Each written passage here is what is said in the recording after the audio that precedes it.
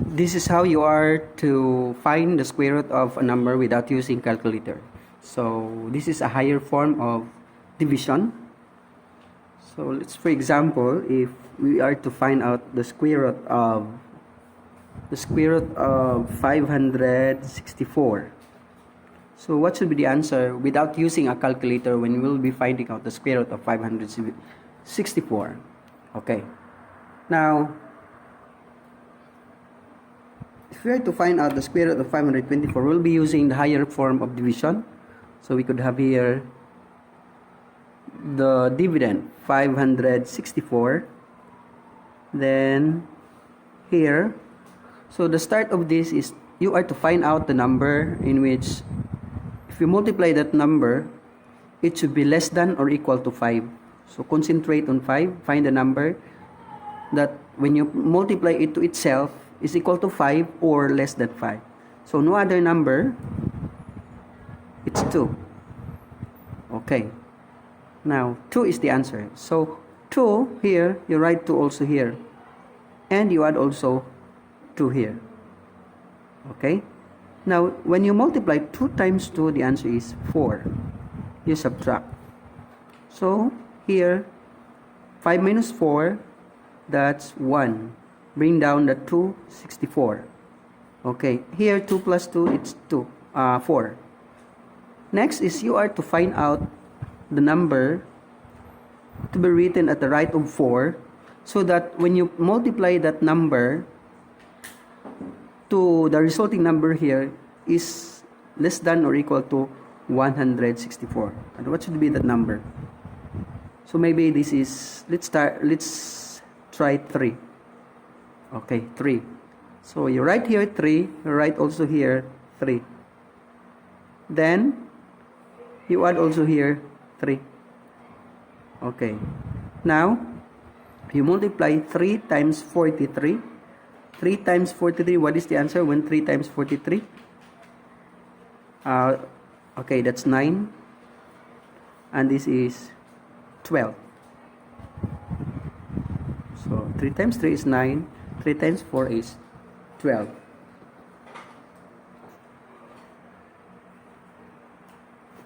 Okay.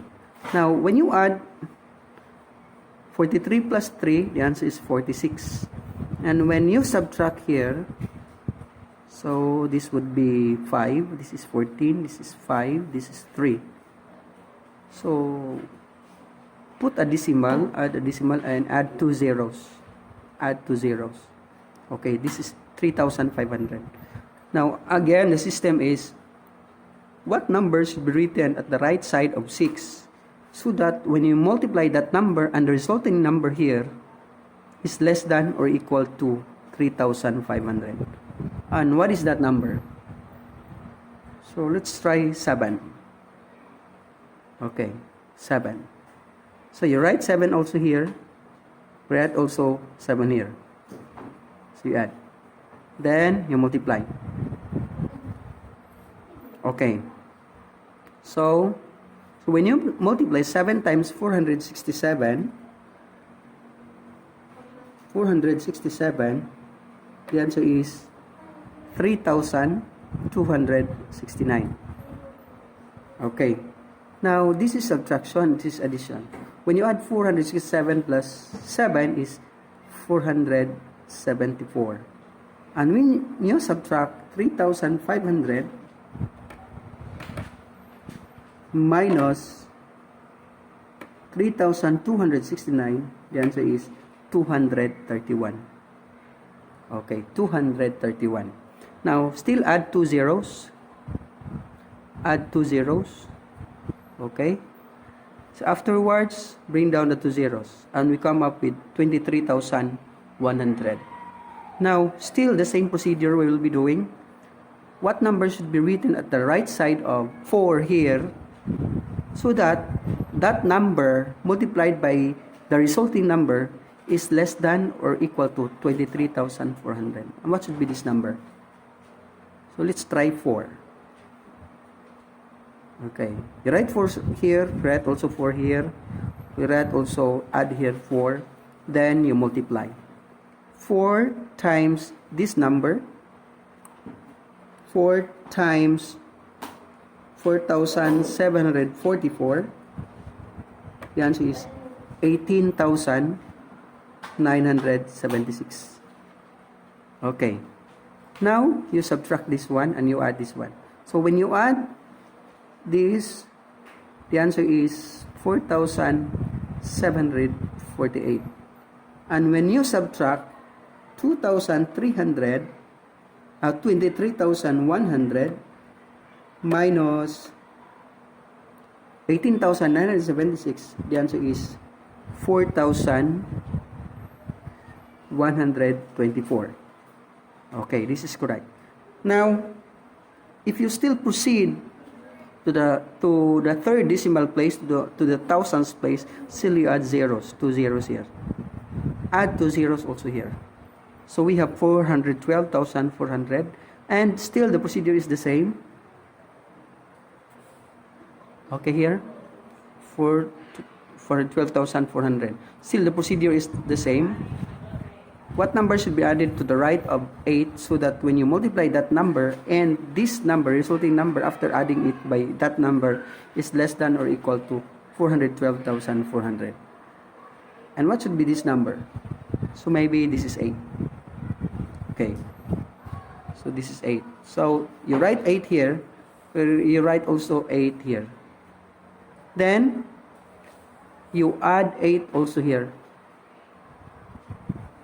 And you multiply 8 times 47,488.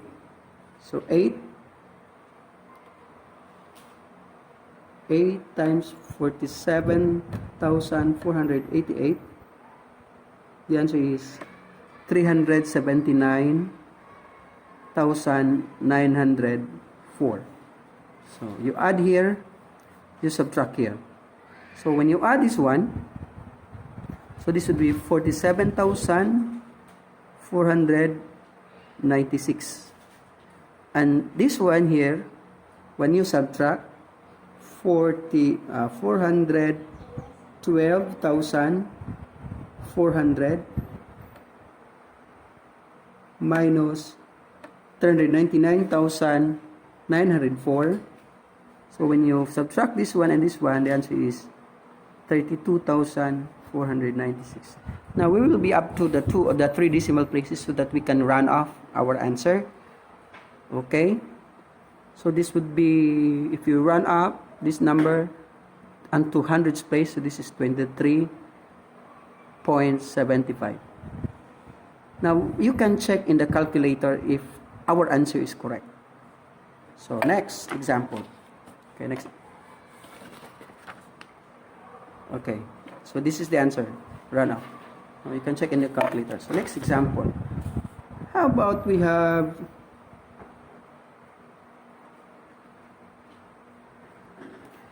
square root of 689? Square root of 689. So what is the answer? So still the same. Okay. Square root of 689. Still the same procedure. It's the higher form of division. So this is 689. Then the same. Let's focus on the first, this one.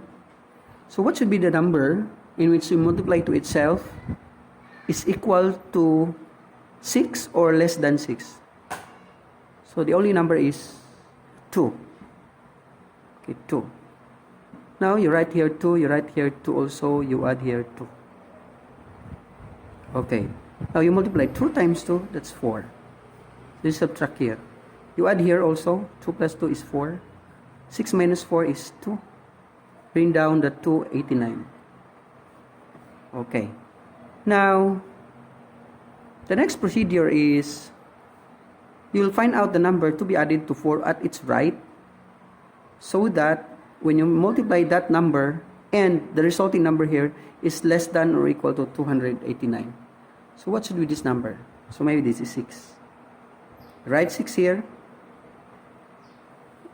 you add 6 here, and you multiply 6 times 46. So 6 times 46, the answer is 276. So you subtract. Okay, so 46 times plus 6, that's 52. 52. Then when you subtract, that's 3 and 1. Okay. Now to proceed further, you add decimal and add 2 zeros. So bring down the 2 zeros here, and we have 1,000. Okay. Add zeros and bring down zeros, and we have 1,300. So the same procedure. So what would be the number added to 2 here at its right, so that when you multiply that number and the resulting number here is less than or equal to 1,300? So by the way, you align to also the decimal here. So maybe this is 2. So you write here 2, you write also here 2, then you add 2. Then you multiply 2 times 522, at 1,044. So that's 1,044. Okay. So you subtract. Then if you add here 522 plus 2, that's 524.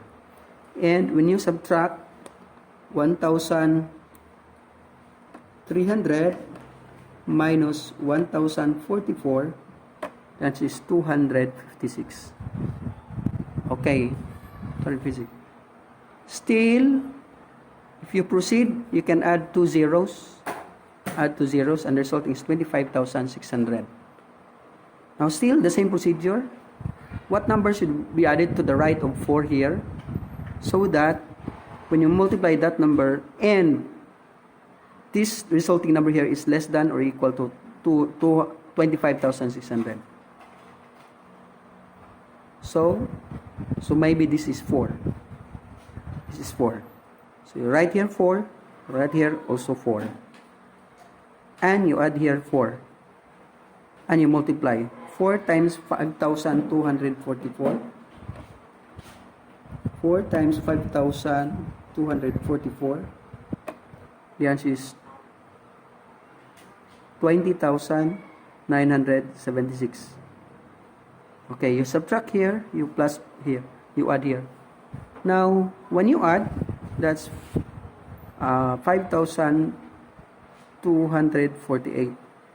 And when you subtract 25,600 minus 20,976, that is 4,624.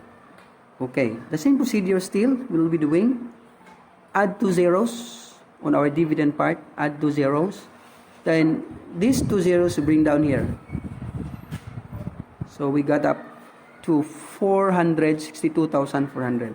And still, what number should be added on the right of 8, so that when you multiply that number and the resulting number here is less than or equal to 462,400. So what should be this number? So maybe this is 8. So write 8 here, write also 8 here. Okay. So when you multiply and also add 8 here. So when you multiply 8 times 52,488, so 8 times 52,488, the answer is 419,904. Okay, so add up. So this would be 52,496. And subtract here. So 462,400 minus 419,904 is, the answer is 42,496. Okay, since our answer is 26 and 248 thousands, you can run up to 2 decimal places. So this would be 26 and 25 hundredths, rounding up.